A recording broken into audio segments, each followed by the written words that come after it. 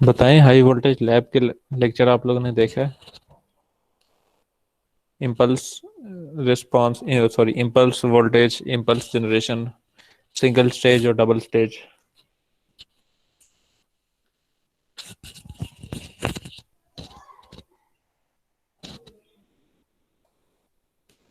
किसी ने नहीं देखा?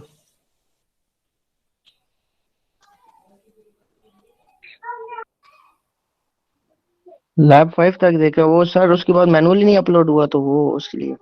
यार मैनुअल नहीं हो रहा तो लेक्चर तो देख सकते हैं ना।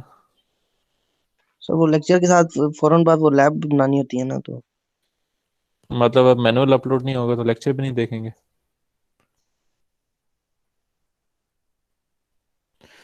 मैनुअल तो जब एडिट होगा तभी अपलोड होगा ना। मैनुअल आगे पूरा सेमेस्टर अपलोड ना हो तो मतलब आप लेक्चर ही नहीं देखेंगे?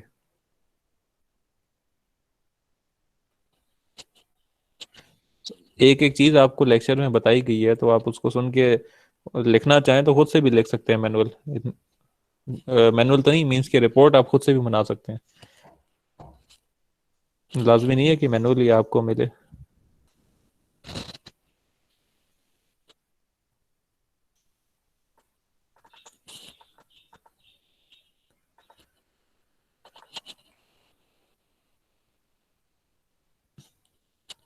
बहरहाल अब क्या हो सकता है। अब मैंने आपको वो समझाना था इम्पल्स के बारे में, लेकिन आपने लेक्चर ही नहीं देखा तो, डेमो नहीं देखा तो फिर क्या समझ आएगा।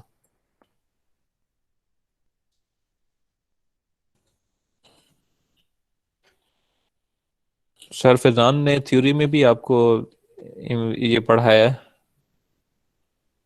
Impulse yes generation. सर पढ़ाया। यस उसकी समझ आई है सर। कुछ? Yes sir sir. उसकी तो सारी समझ यस आई है। सर। Yes sir. तो वही चीज़ है ना, उसी चीज़ को हमने प्रैक्टिकली परफॉर्म किया है। सर उसमें तो वो जो स्विचिंग और लाइटिंग इम्पल्स वोल्टेज के बारे में बताया है। हाँ वही है, लाइटनिंग इम्पल्स का हमने एक्सपेरिमेंट किया था। Sir cascaded transformer. Yes sir. नहीं, कैस्केडेड ट्रांसफार्मर नहीं, वो उसकी लैब नो अभी सर, हमने वो नहीं की। हमें सर फैजान ने उसके हिसाब से कराया। मार्क्स जनरेटर वाला। हाँ मार्क्स वही है ना। Single generator. Stage. Marks generator मैंने आपको जो यूट्यूब का लिंक सेंड किया था वो देखा था आप लोगों ने? यस सर वो सर। हमने जो सर ने लिंक सेंड किया था वो देख लिया था। वो मार्क्स जनरेटर का ही वही था। Designing sir. यस सर, बकर सही कह रहा है।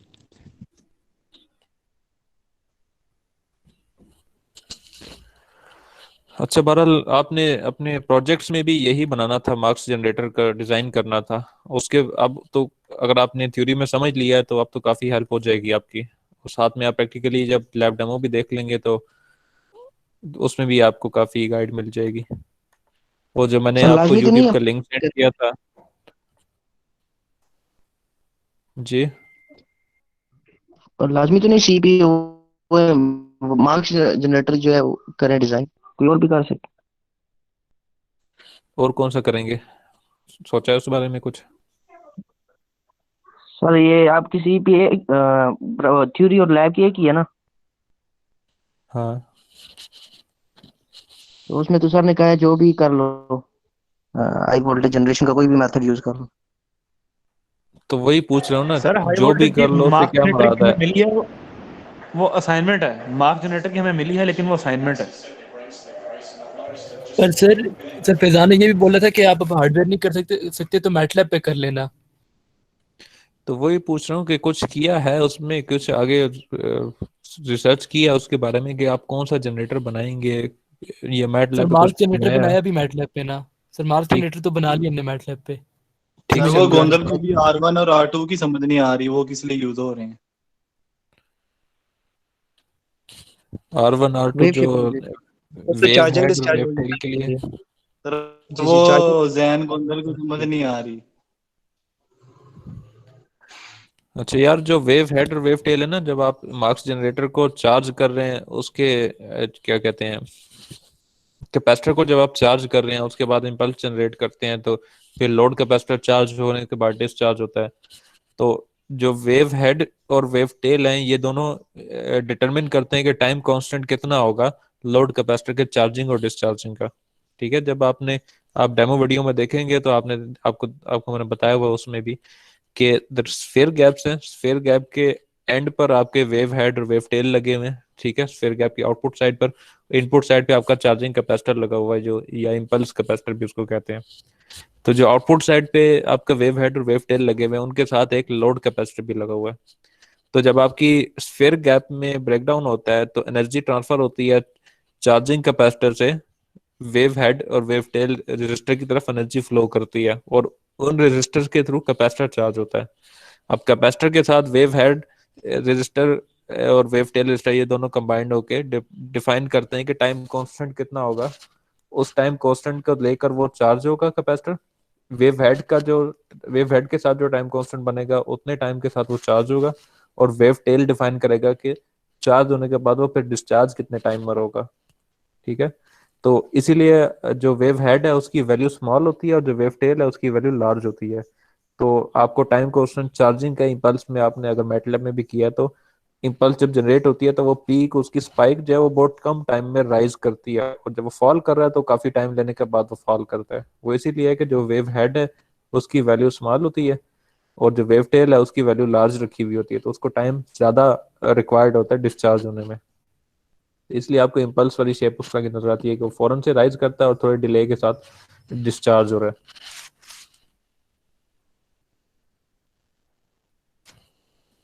और फिर जब आप उसके साथ टेस्टिंग ऑब्जेक्ट लगाते हैं तो ये बेसिकली मैंने आपको पहले एक दफ़ा बताया था कि हम ब्रेकडाउन टेस्ट करते हैं, इसमें एक इम्पल्स का भी आएगा, लाइटनिंग इम्पल्स और स्विचिंग इम्पल्स। तो लाइटनिंग इम्पल्स का ये हमने इम्पल्स जनरेट की है इसी लोड कैपेसिटर के पैरेलल में, फिर आप अपना टेस्टिंग ऑब्जेक्ट कनेक्ट करते हैं।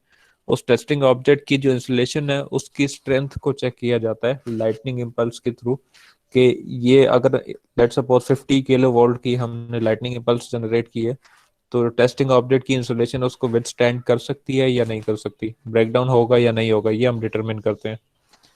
तो हमने क्या किया, वहां पर टेस्टिंग ऑब्जेक्ट को एयर ही रखा हुआ है, एयर की इंसुलेशन स्ट्रेंथ टेस्ट कर रहे हैं और स्फीयर गैप का साइज कम या ज्यादा रखकर उसकी इंसुलेशन को टेस्ट कर रहे हैं। लेट सपोज हमने 20 मिलीमीटर का गैप रखा था स्फीयर गैप का, तो उनके दरमियान में जो एयर है उसकी इंसुलेशन थोड़ी सी कम होगी, और आपने 50 किलो वोल्ट की इम्पल्स जनरेट की है, वो इम्पल्स जब एयर गैप के ऊपर अप्लाई करेंगे तो उसके अंदर ब्रेकडाउन हो जाएगा। ठीक है, और इसी तरह लेट सपोज आप एयर गैप का वो जो मिलीमीटर है वो बढ़ा देते हैं, 50 मिलीमीटर पर ले जाते हैं या 60 मिलीमीटर तक ले जाते हैं, तो 60 मिलीमीटर से आपने एयर गैप रखा हुआ है तो उसकी इंसुलेशन स्ट्रेंथ काफी ज्यादा है, वहां पर आपको वोल्टेज ज्यादा चाहिए ब्रेकडाउन करवाने के लिए। तो फिर क्या होगा कि जब आपने 50 किलो वोल्ट की इम्पल्स जनरेट की है, वो 50 किलो वोल्ट की इम्पल्स इनफ नहीं है ब्रेकडाउन करवाने के लिए, तो वहां पर ब्रेकडाउन नहीं होगा।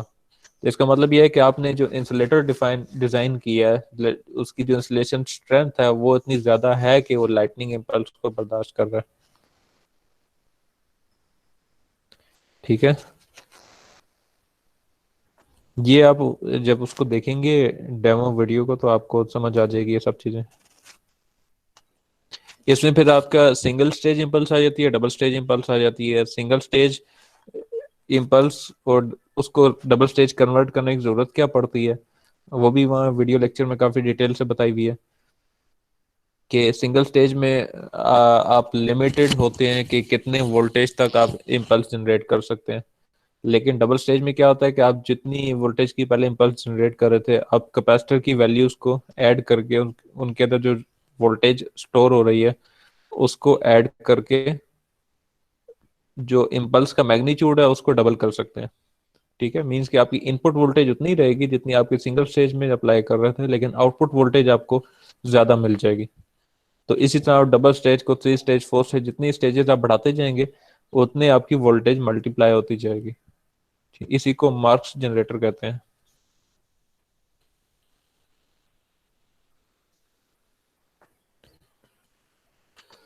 अच्छा, ये एक ऑनलाइन सिमुलेशंस की वेबसाइट है, अगर आप यहाँ पर जाकर सिमुलेशंस करना चाहें, अपनी इम्पल्स वेवफॉर्म को चेक करना चाहें कि जो आपने रेजिस्टर्स और कैपेसिटर्स की वैल्यूज रखी हुई हैं, तो ये वैल्यूज इनके अगेंस्ट आपको पीक वोल्टेज क्या मिलेगी और टाइम कांस्टेंट क्या मिलेगा, चार्जिंग टाइम और डिस्चार्जिंग टाइम, तो ये आप जाकर वहां चेक कर सकते हैं। गूगल पर आपने लिखना है वर्चुअल लैब ऑफ आईआईटी, ठीक है, ये इंडिया की जो इंस्टीट्यूट है, ये आप लिखेंगे virtual lab of IIT Kharagpur, तो ये आपको दिखा देगा वेबसाइट, और इसको जाके ओपन करेंगे तो डिफरेंट लैब्स, काफी सारी आपको लैब्स मिलेंगी जो आप ऑनलाइन आप सिमुलेशन जिन पर जाकर कर सकते हैं। तो यहाँ पर आपको एक हाई वोल्टेज लैब भी मिलेगी। सर इसमें वो कंपोनेंट ठीक होता है है, तो स्पार्क हाई जेट। हाँ, सर इसका उन्होंने लिंक 3D शेयर कर देंगे मॉडलिंग की आप हुई है, वो जीसीआर आपको 3D में दिखाएगा। जीसीआर सर में वही इसका मैं लिंक शेयर शेयर मैटलैब कर भी देंगे कर सर। देता हूँ, वैसे भी आप बस गूगल पे लिखेंगे बस थैंक आपने यू ये सर। लिखना है ठीक है। वर्चुअल लैब ऑफ आईआईटी, तो पहला लिंक आएगा, यही आएगा आपका। ठीक है, ये मैं शेयर भी कर दूंगा आपके साथ। तो जब आप हाई वोल्टेज की ठीक हो गया। वर्चुअल लैब ओपन करेंगे तो इसमें काफी सारे एक्सपेरिमेंट्स आपको दिखा रहा है। इसमें आप ये चेक कर सकते हैं study of impulse voltage generator, impulse voltage wave form, study of impulse current, और काफी सारे आपको डिफरेंट चीजें वो दिखाएगा। तो इम्पल्स वोल्टेज जनरेटर का अगर आप ओपन करें तो इसमें एक तो उसने थ्योरी बताई हुई है सारी, ठीक है, और सिमुलेटर के लिए भी उसने अलग से आपको टैब दी हुई है। तो थ्योरी में उसने एक एक चीज एक्सप्लेन की हुई है कि आप इम्पल्स वोल्टेज स्टैंडर्ड वैल्यूज उसकी क्या है, आपने टाइम मैयर करना है, टाइम की वैल्यूज आप कैसे मैयर करेंगे, 10% से 90% के बीच में आपने T1 मैयर करना है, फिर पीक वैल्यू से लेके 50% तक आपने T2 मैयर करना है, ये उसने बताया हुआ है। इम्पल्स वोल्टेज का मैग्नीट्यूड क्या और कैसे आपने मैयर करना है, ये भी बताया हुआ है। और साथ में वेव फॉर्म्स की भी इसने एक्सप्लेनेशन काफी दी हुई है। ये आपकी एक जेनेरिक डायग्राम है, ठीक है, single stage impulse voltage generator की ये डायग्राम इस जेनेरिक फॉलो होती है। और फिर इसी तरह ये मल्टीपल स्टेजेस इसने कनेक्ट करके बताई हुई है। ये 3 स्टेज का मार्क्स जनरेटर इसने बताया हुआ है। तो मार्क्स जनरेटर में आपका जो सिंगल स्टेज इम्पल्स जनरेटर है, इसी के ऊपर आप सेकेंड स्टेज जनरेट कर देते हैं। तो आपका जो फर्स्ट स्टेज का जो कैपेसिटर है ये, और सेकंड स्टेज का जो कैपेसिटर है, ये दोनों कैपेसिटर्स पैरेलल में चार्ज होते हैं। और फिर जब ब्रेकडाउन होता है सेंटर वाले स्फीयर में और उससे ऊपर वाले सेकंड स्टेज के स्फीयर में इकट्ठा ब्रेकडाउन होगा। तो इकट्ठा तो नहीं होता, वो दिखने में ऐसा लगता है कि इकट्ठा होता है, थोड़ा सा टाइम डिले के साथ। पहला ब्रेकडाउन फर्स्ट स्टेज में होगा, और फिर उसके बाद सेकंड स्टेज का ब्रेकडाउन होगा, उसके बाद थर्ड स्टेज का ब्रेकडाउन होगा। इस तरह ये प्रोग्रेसिवली आगे चलते जाते हैं। एंड पर फिर जब ब्रेकडाउन होगा तो आखिरी स्टेज का, तो वोल्टेज आपको तमाम स्टेजेस के एड अप होकर मिलेंगे। तो खैर अभी अगर बात करें फर्स्ट स्टेज की कैपेसिटी की और सेकंड स्टेज कैपेसिटी की, तो दोनों जितने भी स्टेजेस आप यूज कर रहे हैं, कैपेसिटर्स आपके तमाम स्टेजेस के पैरेलल में ऐड होंगे। और जब ब्रेकडाउन आप करवाएंगे, इम्पल्स जनरेट करवाएंगे, तो कैपेसिटर्स की वोल्टेजेस सीरीज में ऐड होंगी। ठीक है, फिर अब वो सीरीज में है क्योंकि capacitor as a battery act करेगा, तो उसको आप सीरीज कनेक्शन में कनेक्ट करवा रहे हैं। तो सीरीज एक्शन होने की वजह से आपको एंड पॉइंट पर और स्टार्टिंग पॉइंट पर वोल्टेज क्या मिलेंगे, एड अप होकर मिलेंगे तमाम स्टेजेस के। ठीक है, जितनी भी वैल्यूज तक कैपेसिटर आपने चार्ज किया होगा, वो तमाम वैल्यूज तक कैपेसिटर की वैल्यूज एड अप होकर आपको मिलेंगी। अब आप जितनी ज्यादा स्टेजेस बढ़ाते जाएंगे तो उतना ही आपको ज्यादा टाइम लगेगा कैपेसिटर को चार्ज करवाने में। ठीक है, पहला फर्स्ट स्टेज का कैपेसिटर चार्ज होगा, उसके बाद सेकंड स्टेज का कैपेसिटर चार्ज होगा, फिर थर्ड स्टेज का कैपेसिटर चार्ज होगा। इस तरह ही आहिस्ता आहिस्ता चार्ज होते होते एंड तक आखिरी कैपेसिटर चार्ज होगा, थोड़ा टाइम लगेगा। लेकिन जब आपने चार्ज कर लिया और जब आप इम्पल्स जनरेट करवाएंगे उसमें से, तो तमाम कैपेसिटर्स की वोल्टेज एड अप होकर आउटपुट पे आपको वोल्टेज मल्टीप्लाइड होकर ज्यादा मिलेंगी, इनपुट की निस्बतन ज्यादा वोल्टेज आपको मिलेंगे। अच्छा, मैं कोशिश करता हूँ ये चल पड़े थोड़ा सा, मेरा इंटरनेट स्लो चल रहा है आज।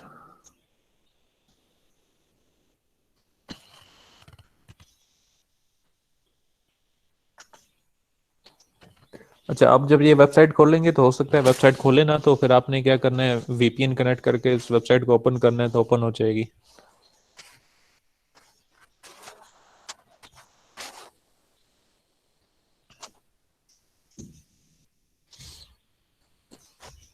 इसमें आप इनपुट वोल्टेज सेट कर सकते हैं कि आपकी इनपुट वोल्टेज क्या है, आपके कैपेसिटर, चार्जिंग कैपेसिटर और लोड कैपेसिटर की वैल्यूज क्या है, आपकी हेड वेव और वेव और वेव टेल रजिस्टर की वैल्यूज क्या है। बाकी इसने 3D में आपको एक मॉडल बना के दिया हुआ है कि सबसे पहले एक ट्रांसफार्मर है, फिर एक रजिस्टर है येलो कलर में, और ये वर्टिकल में जो रॉड नजर आ रहा है ये इंसुलेटिंग रॉड है, सॉरी ये कैपेसिटर है। और इसके साथ आगे ग्राउंडिंग स्विच कनेक्टेड है, फिर स्फीयर गैप्स हैं, और एंड इन्हीं के बीच में वेव हेड और वेव टेल रेजिस्टर्स भी कनेक्टेड हैं। और इसकी आउटपुट पे फिर क्या लगा हुआ है, स्फीयर गैप, जो यूं समझ ले के हमारा जो टेस्टिंग ऑब्जेक्ट है वो कनेक्टेड है। तो आपने करना क्या है, यहाँ वैल्यूज असाइन करनी है, जो एक्सपेरिमेंट मैनुअल में आपको दी होंगी वो वैल्यूज यहाँ पे, या खुद से जो आप डिजाइन कर रहे हैं वो वैल्यूज यहाँ असाइन करें। स्टार्ट करना है और सबसे पहले ग्राउंडिंग स्विच को डिस्कनेक्ट करना है ताकि आपका कैपेसिटर चार्ज हो सके। ग्राउंडिंग स्विच को डिस्कनेक्ट किया, इसके बाद चार्ज कैपेसिटर दबाएंगे तो आप पावर ऑन करेंगे वो, ये आपकी चार्जिंग हो रही है। जब चार्जिंग हो जाएगी तो फिर उसके बाद आपने ट्रिगर करना है। तो ट्रिगर करने से मुराद ये है कि आपने जो स्फीयर गैप्स हैं इनके दरमियान में ब्रेकडाउन करवाना है।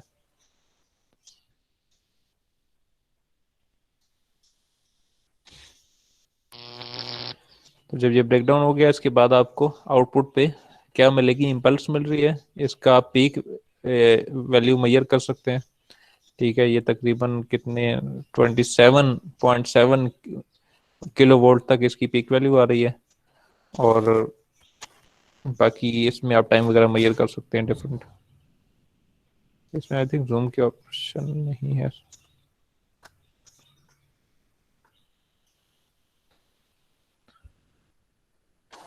अच्छा, ये आपकी इम्पल्स है। आप जब अपनी डिजाइनिंग कर रहे हैं तो जो वैल्यूज आपने सेलेक्ट की हैं उन वैल्यूज को लाकर यहाँ पर प्लेस करें और इम्पल्स का मैग्नीट्यूड चेक कर लें कि इम्पल्स का मैग्नीट्यूड आपको कितना मिल रहा है। ठीक है, ये चीज़ आप अपने रिपोर्ट में जो वेब फॉर्म्स हैं वो यहाँ से अटैच कर सकते हैं अगर आप प्रैक्टिकली बना रहे हैं हार्डवेयर के ऊपर, या फिर अगर आप मैटलैब पे बना रहे हैं तो वहाँ तो वैसे भी आपको वेब फॉर्म मिल जाएगी। इसको आप यहाँ सेव करेंगे तो इट आपके डेस्कटॉप में आप सेव कर सकते हैं। ठीक है, ये वेबसाइट आप जाके विजिट कीजिएगा एक दफ़ा। इसमें और भी ओके सर। काफ़ी सारी लैब्स हैं और उनकी काफ़ी सारे एक्सपेरिमेंट्स हैं।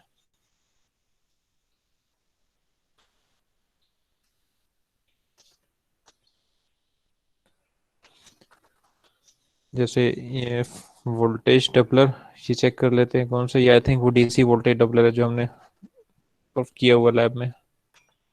वाल्टन वाला।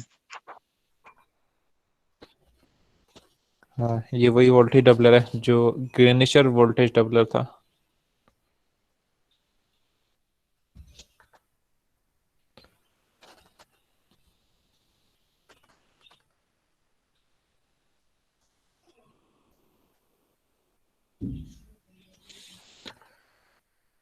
और जो कॉकरॉफ्ट वाल्टन सर्किट है ये वोल्टेज मल्टीप्लायर है। ठीक है, अब ये पढ़ा है आपने कॉकरॉफ्ट वाल्टन सर्किट थ्योरी में? Yes sir. हाँ ये ठीक है।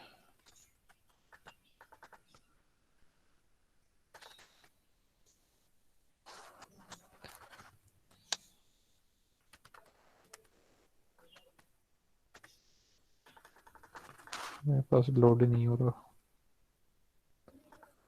बहरहाल इसको आप देख सकते हैं, यहाँ पर जाके अपने एक्सप्लेनेशन बहुत अच्छी तरह दी हुई है और थ्योरी वगैरह भी बताई हुई है। जितने भी कल एक्सपेरिमेंट्स इसने किए हुए हैं आप जाकर इसको देखिएगा एक दफ़ा।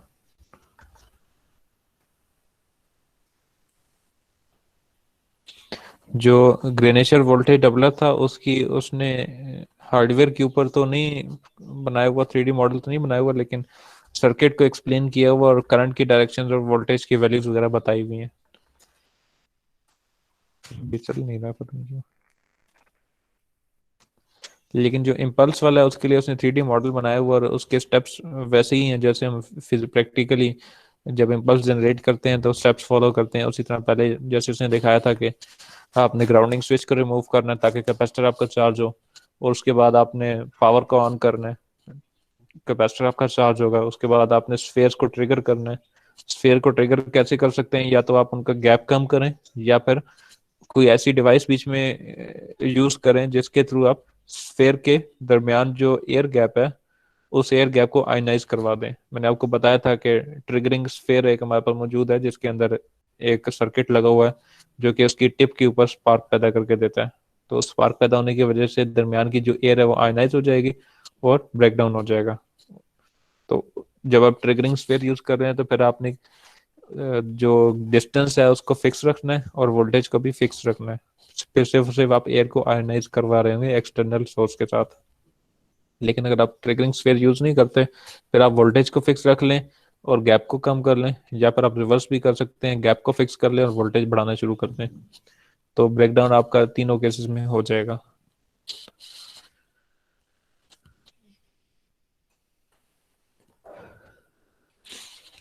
बाकी अब आपने वीडियो लेक्चर देखा नहीं है वो एक दफ़ा देख लीजिएगा जाकर।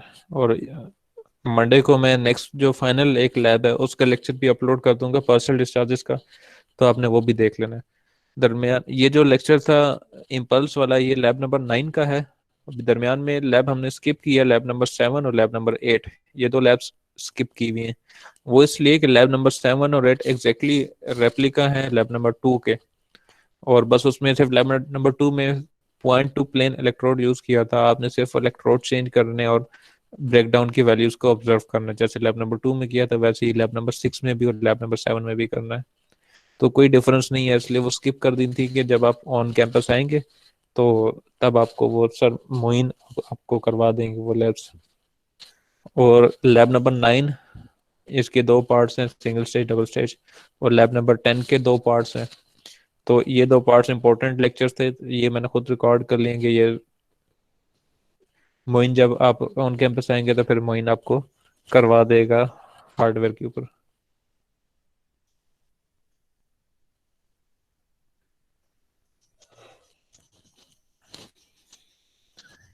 किसी को कोई क्वेरीज हैं तो बताएं, कोई क्वेश्चंस हैं?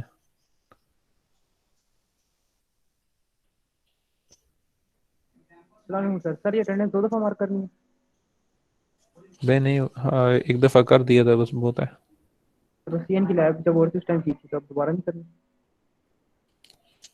बस आपने पहले मार्क की है ना अटेंडेंस। जैसे जब सीएन की लैब हो रही थी उस टाइम।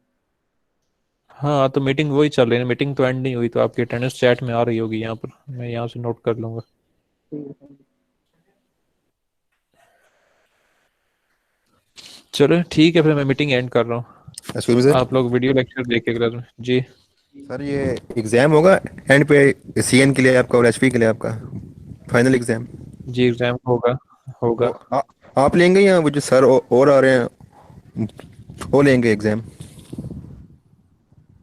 सीएन का एग्जाम मैं बनाऊंगा, जी चेक जी। सर मोइन नहीं करेंगे। और हाई वोल्टेज के एग्जाम बनाएंगे भी सर मोइन, और चेक भी वही करेंगे। चलें चलें सर सही है। ये सीएन और एचपी दोनों सर मोइन करवा रहे हैं? वो अभी फिलहाल वो नहीं करवा रहे, फिलहाल सीएन मैं ही करवा रहा हूँ, उनके पास सिर्फ हाई वोल्टेज ही है। सर आकिब को नहीं मिली? सर लेकिन आकिब सीएन को? का सिर्फ नहीं, सराकिब के पास है, लेकिन सराकिब के पास बर्डन बहुत ज्यादा था, तो फिर जो मार्किंग वाला काम है ना आपका, चेकिंग वाला काम, वो सर जी वही जी नहीं जी, करेंगे। लेकिन जो ठीक है। लैब्स जो करवानी है वो मैं करवा दूंगा आपको। सर लैब्स वगैरह क्विज वगैरह आप चेक कर दें तो बेहतर है। वो नया बंदा पता नहीं किस तरह का नंबर दे। आप जा रहे हैं, जाते जाते बच्चों को खुश कर दें। हाँ जी जाते सर, खुश कर। सही कह रहा है। नहीं, आप वो भी चेक चेक कर तो वही सर करेंगे, जैसे। ड्यूटी उन्हीं के उनको असाइन हुई भी है, तो चेक तो वो खुद ही करेंगे। मैं ये सर जो करूंगा कि रिपोर्टें जब ऑन आपके दौर कैंपस में हुई हैं आपकी वो तो आप चेक करें। लैब्स होंगी। जो हाँ रिपोर्टें आपके रिपोर्ट्स तो दौर मैं में चेक हुई, करके जाऊंगा। वो मिड एग्जाम जो आपने लिए हैं दोनों के, वो भी चेक कर दें सर। मिड एग्जाम भी मैं ही चेक करूंगा, रिपोर्ट्स भी मैं ही चेक करूंगा। मोइन सिर्फ ठीक और है सिर्फ आपका फाइनल एग्जाम चेक करेगा और ठीक है सर। फाइनल वाइवा चेक करेगा, बाकी उसने जो मार्क्स अपलोड वगैरह करने होंगे वो खुद वो करेगा।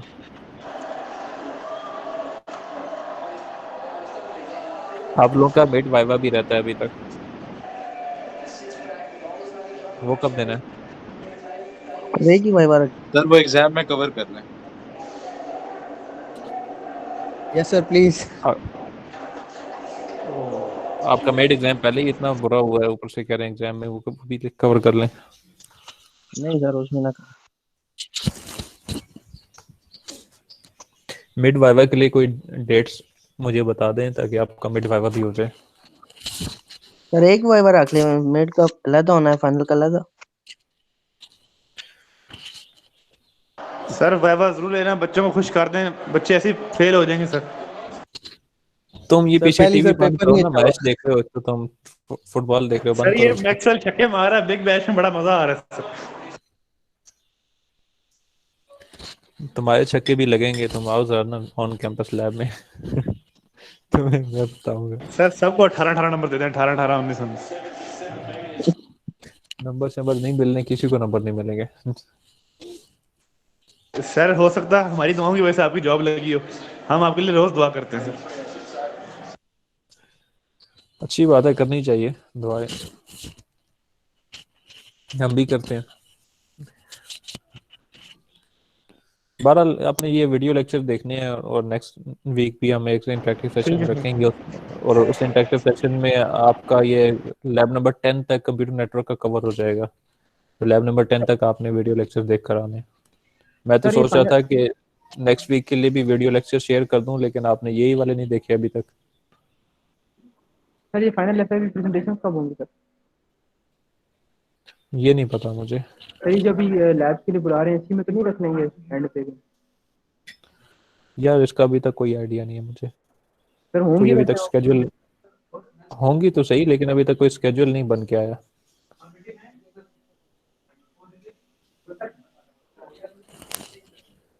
चलो सही है, मैं मीटिंग एंड कर रहा हूँ। अस्सलाम वालेकुम सर, ये अटेंडेंस